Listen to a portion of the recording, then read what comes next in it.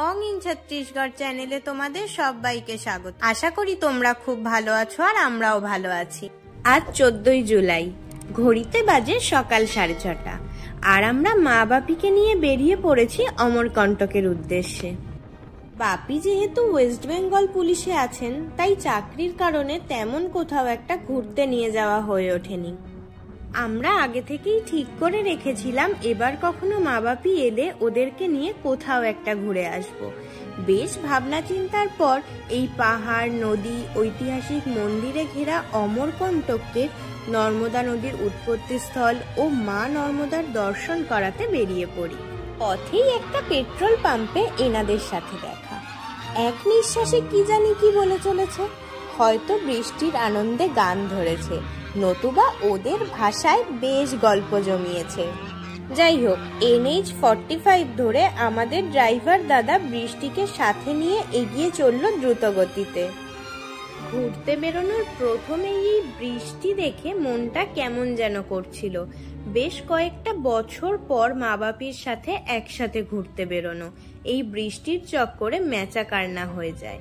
তবে গাড়ি যখন বিলাসপুর ক্রস করে জঙ্গলের রাস্তা ধরলো, প্রকৃতির এই অপরূপ রূপ দেখে ভারাক্রান্ত মন কিছুটা স্বস্তি পেয়েছিল। কলকাতা থেকে যারা আসবেন তাদের জন্য বিলাসপুরে নেমে গাড়ি বুক করে এই জায়গাগুলো ঘুরে দেখাই বেস্ট অপশন।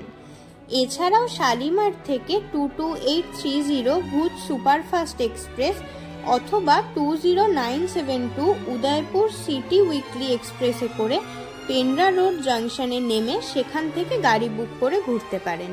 বিলাসপুরের গাড়ির কন্ট্যাক্ট ডিটেলস আমি ডেসক্রিপশন বক্সে দিয়ে দেব। আমাদের এখান থেকে অমরকণ্টকের দূরত্ব যেহেতু 180 কিলোমিটার, তাই আমরা একটি 4 হুইলার বুক করে নিয়েছিলাম। সময় লেগেছিল ওই 4.5 ঘন্টার মতো।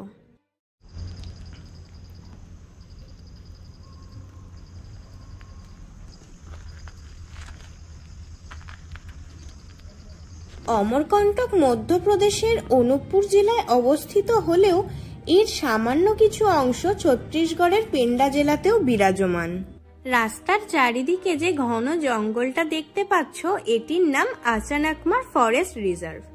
এটিও একটি ট্যুরিস্ট ডেস্টিনেশন। এখানে জঙ্গল সাফারিও হয়। হরিণ, বাইসন, নানান ধরনের পাখি ও ময়ূরের বাসভূমি এই জঙ্গল এখানকার মানুষদের ওয়াইল্ড অ্যানিমাল স্পটিং এর জন্য আইডিয়াল জায়গা।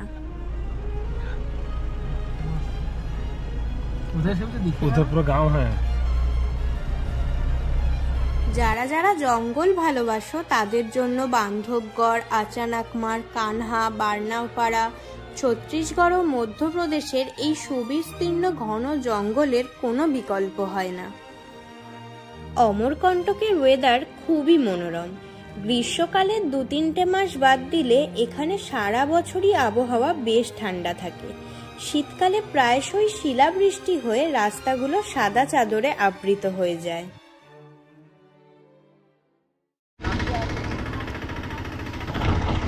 আমরা কিন্তু চলে এসেছি নর্মদা মন্দিরে।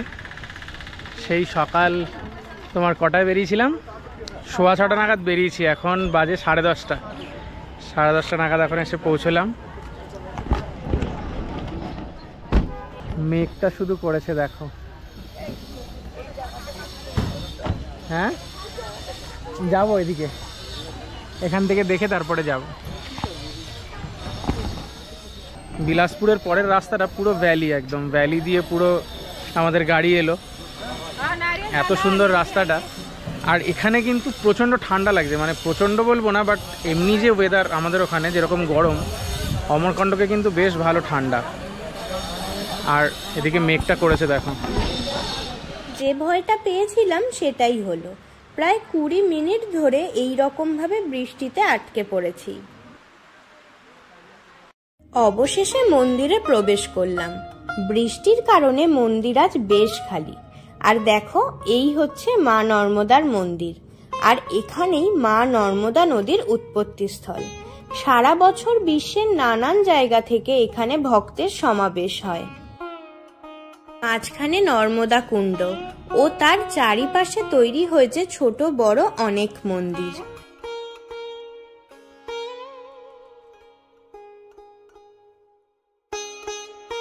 মন্দির থেকে পুজো দিয়ে বেরিয়েই নর্মদা কুণ্ডের পাশে এলেই চোখে পড়বে একটি ছোট হাতির মূর্তি।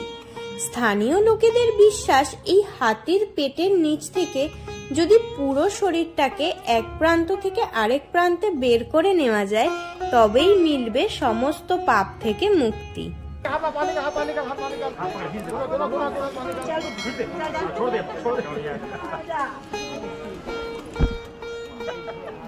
পবিত্র এই নর্মদা কুণ্ড ও চারপাশের এই সাদা মন্দিরগুলো মনের মধ্যে এক অসীম প্রশান্তির অনুভূতি সৃষ্টি করে।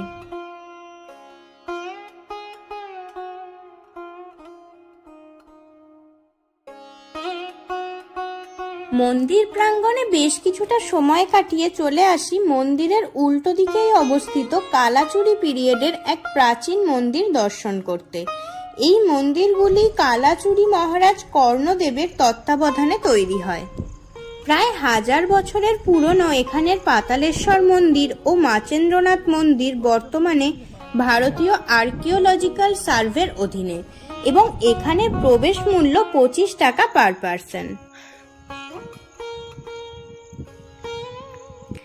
এরপর আমরা পৌঁছে যাই মাইকি বাগিয়া মানে মাদার্স গার্ডেনে।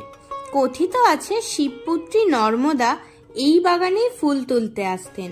নানান ধরনের ফুল ও ফল গাছে ভরা এই বাগানটি ভারী সুন্দর।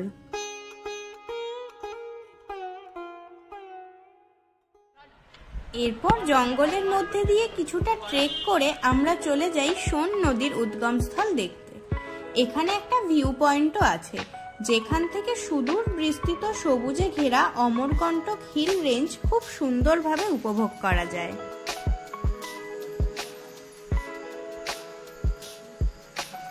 ছত্তিশগড়ের সব টুরিস্ট স্পটের তো একটাই সমস্যা, এখানে খাবার পাওয়া যায় না। তাই আমরা বাড়ি থেকেই ভেজ পোলাও আর আলু পনিরের তরকারি বানিয়ে নিয়ে এসেছিলাম। রাস্তার ধারে গাড়ির মধ্যে লাঞ্চ সেরে আমরা এগিয়ে চলি কপিলধারা ওয়াটারফলের দিকে। নর্মদা কুণ্ড থেকে প্রায় 6 কিমি দূরত্বে অবস্থিত এই জলপ্রপাতটির নামকরণ হয় কপিল মুনির নাম থেকেই। কথিত আছে এখানেই নাকি কপিল মুনি দীর্ঘ সময় ধরে ধ্যান করে মোক্ষ লাভ করেন।